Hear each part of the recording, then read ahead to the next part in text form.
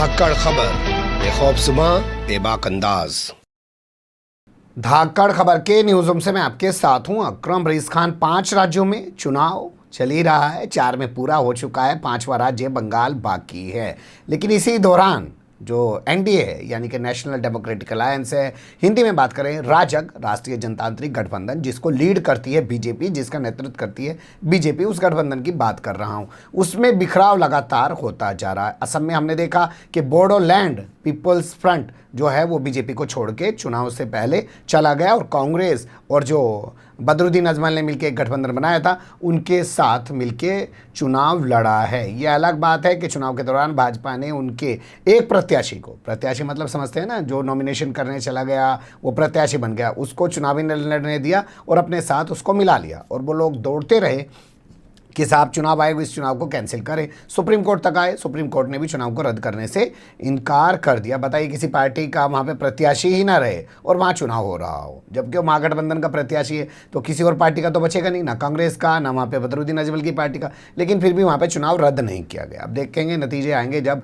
उस वक्त क्या होगा। लेकिन अगर इसी दौरान एक खबर और आ जाए गोवा से कि यहाँ भी एनडीए में बिखराव हो गया है और यहाँ भी एक पार्टी टाटा बाय बाय कर गई है बीजेपी वाले गठबंधन को। हालांकि कहा जा रहा है कि इनके जाने से कोई फर्क नहीं पड़ रहा है, ये तो लोग 2 साल पहले ही जा चुके थे क्योंकि इनको मंत्रिमंडल में शामिल नहीं किया गया था।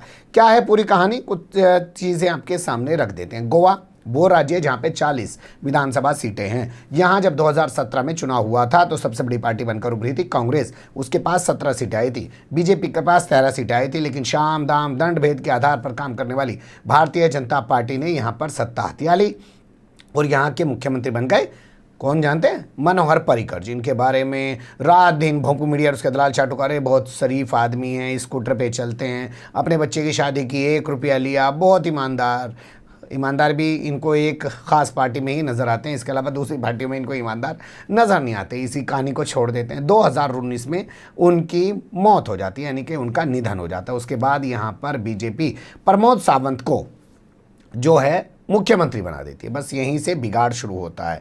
2017 में गोवा फॉरवर्ड पार्टी जो मनोहर पर्रिकर को समर्थन देती है एनडीए का मुख्यमंत्री बनने के तौर पर, और उसके जो विधायक हैं उनको मंत्रिमंडल में शामिल किया जाता है। वही जीएफपी 2019 में प्रमोद सावंत के मुख्यमंत्री बनने के बाद से बीजेपी के खिलाफ हो जाती है। लगातार पिछले करीब 2 साल से वो इंतज़ार करती रहती है कि उसको मंत्रिमंडल में जगह दी जाएगी। उसके पास 3 विधायक हैं, उसे मंत्रिमंडल में जगह नहीं दी जाती है। अब बाकायदा उन्होंने एनडीए छोड़ दिया है। जीएफपी के नेता ने पत्र लिखा है अमित शाह को। अब यहाँ भी ये बड़ा सवाल है, भाई पार्टी का राष्ट्रीय अध्यक्ष कौन है, जेपी नड्डा, लेकिन पत्र किसको लिख रहे हैं, अमित शाह को। यानी कि अमित शाह की पकड़ आज भी बहुत ज़बरदस्त है। तो जीएफपी पार्टी के जो राष्ट्रीय अध्यक्ष हैं उनका नाम है विजय सरदेसाई। उन्होंने पत्र लिखा है कि अब हम एनडीए में नहीं बने रह सकते हैं। हालांकि 2019 के बाद ही हमारा बने रहना मुश्किल हो गया था। जुलाई 2019 में प्रमोद सावंत जब सीएम बने थे उसके बाद से ही हमारा रहना मुश्किल हो गया था।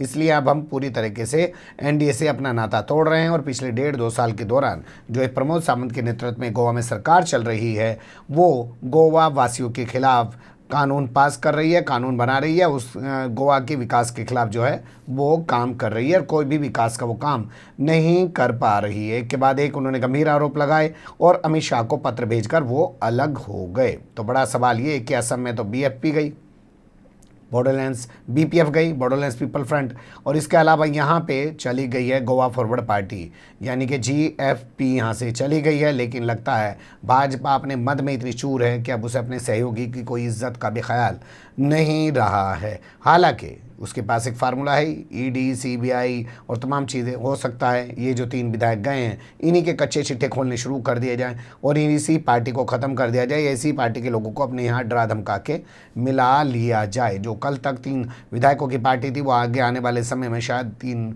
विधायकों की पार्टी भी ना रही। ये चरित्र हमने हमेशा भाजपा का देखा है। चंद्रबाबू नायडू जब तक भाजपा के साथ थे तब तक ठीक थे, लेकिन जैसे ही उन्होंने 2019 के लोकसभा चुनाव में बीजेपी के खिलाफ चुनाव लड़ने का ऐलान किया तो राज्यसभा में उनके 4 सांसदों को तोड़कर बीजेपी ने खुद में शामिल करा लिया, पार्टी में अपने विलय करा दिया। तो ये तमाम जगह इस तरीके के हथकंडे अपनाते हैं। अब देखना होगा कि यहाँ पे जो गोवा फॉरवर्ड पार्टी है इसका और इसके विधायकों का या इसके राष्ट्रीय अध्यक्ष जो विजय सरदेसाई हैं उनका क्या होगा। लेकिन ये घटनाक्रम बहुत बड़ा है, इससे आपको रूबरू ज़रूर होना चाहिए था कि चुनाव के दौरान असम में टूट हो गई और चुनाव ही चल रहा है, अभी गोवा में टूट हो रही है। हालांकि गोवा में चुनाव आने वाले साल में 2022 में होगा।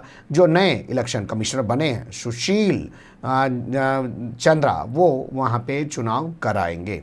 देखना दिलचस्प होगा किस तरीके का वो चुनाव कराते हैं। सुनील अरोड़ा के मुकाबले उनके चुनाव कराने का तरीका क्या अलग रहता है, या आने वाले टाइम में क्या लोग JM Lyngdoh, YS Qureshi, TN Seshan की तरह क्या किसी इलेक्शन कमिश्नर को ईमानदार इलेक्शन कमिश्नर के तौर पे जान पाएंगे, या ये लोग आएंगे, अपनी मलाई खाएंगे, वक्त बिताएंगे और चले जाएंगे। लोगों को इनके नाम भी ढंग से याद नहीं हो पाएंगे। बने रहेगा धाकड़ खबर के साथ। फिलहाल कमेंट्स के रूप में आप लोग अपनी राय दे सकते हैं, खबर को लाइक कर सकते हैं, चैनल को सब्सक्राइब कर सकते हैं, ज़्यादा से ज़्यादा हमारी खबरों को शेयर कर सकते हैं। फिर ऐसे ही किसी सुलगते हुए या उलझते मुद्दे लेकर मैं आपके सामने हूँगा हाजिर। फिलहाल अभी मुझे दें इजाज़त।